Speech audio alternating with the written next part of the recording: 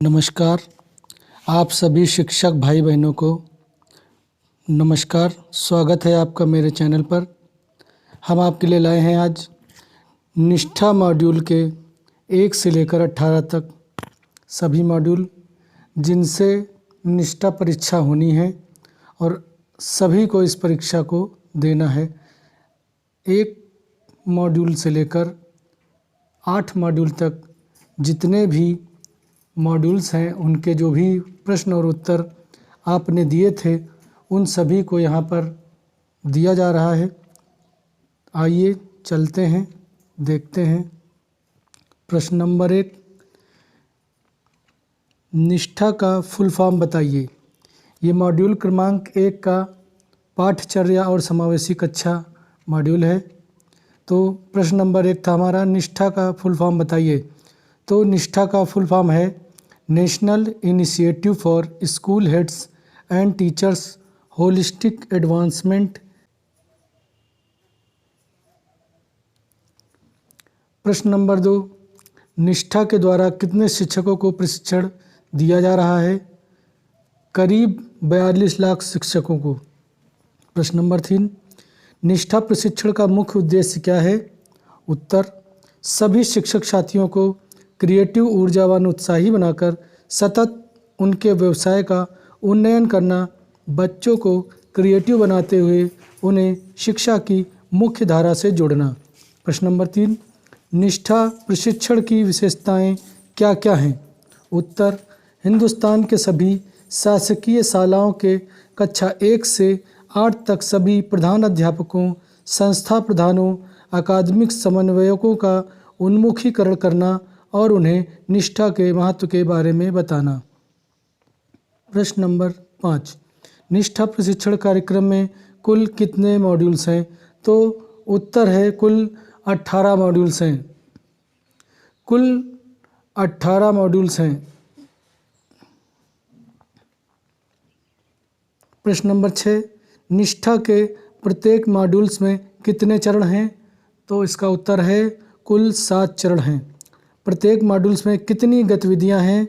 तो निष्ठा के प्रत्येक मॉड्यूल कोर्स में 2 गतिविधियां हैं। नंबर 1 ऑनलाइन गतिविधि, नंबर 2 ऑफलाइन गतिविधि।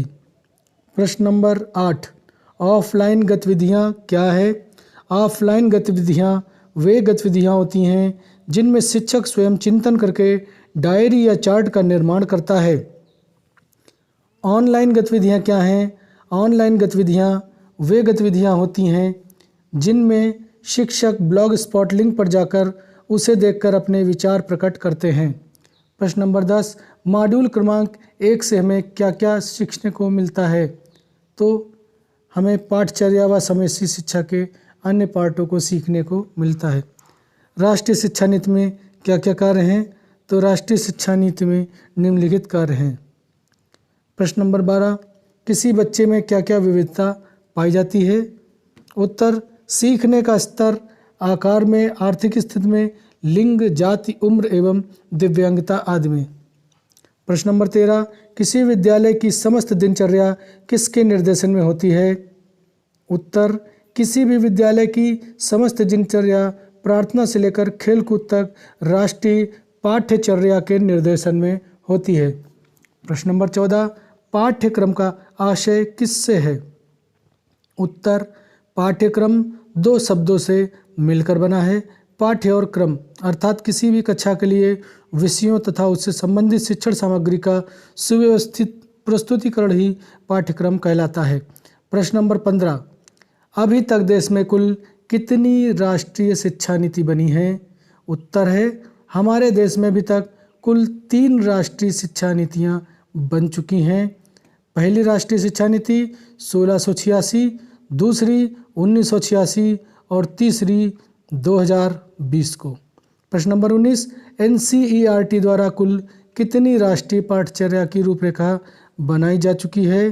तो अभी हमने आपको बताया था 1975, 1988, 2000, 2005 और 2020। प्रश्न संख्या 20, NCERT ने किन किन कक्षाओं के लिए लर्निंग आउटकम्स बनाए हैं? उत्तर, कक्षा 1 से 10 के लिए। प्रश्न नंबर 21, समावेशी कक्षा से आप क्या आशय है? उत्तर, हम जानते हैं कि प्रत्येक विद्यालय में कई प्रकार के विद्यार्थी होते हैं जो कि विभिन्न रंग, रूप, आकार, धर्म, जाति, लिंग, सीखने के स्तर, उम्र, दिव्यांगता के आधार पर भिन्न होते हैं। इन सभी प्रकार के विद्यार्थियों को समान भाव व रुचि के साथ शिक्षा ही समावेशी कक्षा है। प्रश्न नंबर 22, क्या विशेष आवश्यकता वाले बच्चों को विशेष आवश्यकता वाले शाला में प्रवेश दिलाना उचित है? उत्तर, नहीं, इससे उनमें हीन भावना उत्पन्न होगी। प्रश्न नंबर 23, राष्ट्रीय शिक्षा नीति 1986 में विद्यालय की रचना कैसी थी? उत्तर है 10+2। प्रश्न नंबर 24, राष्ट्रीय शिक्षा नीति 2020 की संरचना किस प्रकार की गई है? उत्तर है 5+3+3+4। आपने यहाँ देखा हुआ है।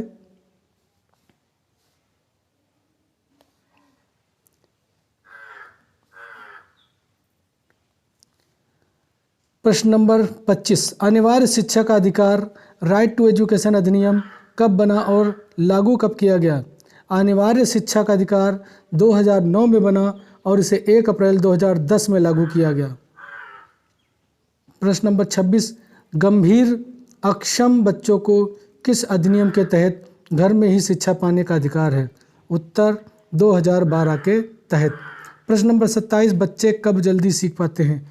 उत्तर, भयमुक्त वातावरण हो, खेल खेल में, उनकी रुचि गतिविधि से, चित्र, वीडियो और समूह द्वारा। प्रश्न नंबर 28, यूडीएल का फुल फॉर्म बताइए। तो उत्तर है यूनिवर्सल डिज़ाइन फॉर लर्निंग, यानी यूडीएल का फुल फॉर्म। अब प्रश्न 29, यूडीएल के क्या कार्य हैं? उत्तर है सीखने की सामग्री जैसे कि वीडियो, ऑडियो, बेल प्रिंट और सांकेतिक भाषा के द्वारा सीखना। प्रश्न नंबर 30, एक समावेशी कक्षा में शिक्षक की क्या क्या भूमिका होनी चाहिए? तो शिक्षक समानता का अधिकार या समानता से व्यवहार करता हो, संवेदनशील सकारात्मक सोच वाला हो, सराहना करने वाला प्रेमी हो।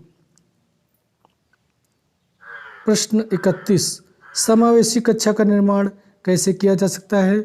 उत्तर है शिक्षक आवश्यक कौशल में निपुण हो, अच्छी कार्य योजना का निर्माण करना, शिक्षक हैंडबुक का उपयोग करना और वो उत्साही भी हो। प्रश्न नंबर 32, विशेष आवश्यकता वाले बच्चे किन किन साधनों से जल्दी सीखते हैं? तो इसका उत्तर है ऑडियो बुक के द्वारा, बरखा सीरीज के द्वारा, स्पर्श मैप बुक के द्वारा, सांकेतिक भाषा व वीडियो कार्यक्रम द्वारा और शिक्षक हैंडबुक के द्वारा। प्रश्न नंबर 33, समावेशी बच्चों का मूल्यांकन किस प्रकार किया जाता है? उत्तर है स्पष्ट संदेश देना और प्रश्न को उत्तर के लिए पर्याप्त समय देना, चित्र कार्ड, फ्लैश कार्ड, शब्द कार्ड, पोस्टर आदि का निर्माण करना, देखकर पहचान कर सही उत्तर पर रंग भरने, घेरा करने को चिपकाने के लिए कहें। प्रश्न नंबर 34, NCF यानी नेशनल फ्रेमवर्क 2005 के सिद्धांत क्या हैं? तो NCF 2005 के सिद्धांत रटने की प्रथा बंद हो, मूल्यांकन सरल, उसमें लचीलापन हो, बच्चों का सर्वांगीण विकास हो, ज्ञान को जीवन से जोड़ना। प्रश्न 35, पोर्टफोलियो के आशय क्या हैं?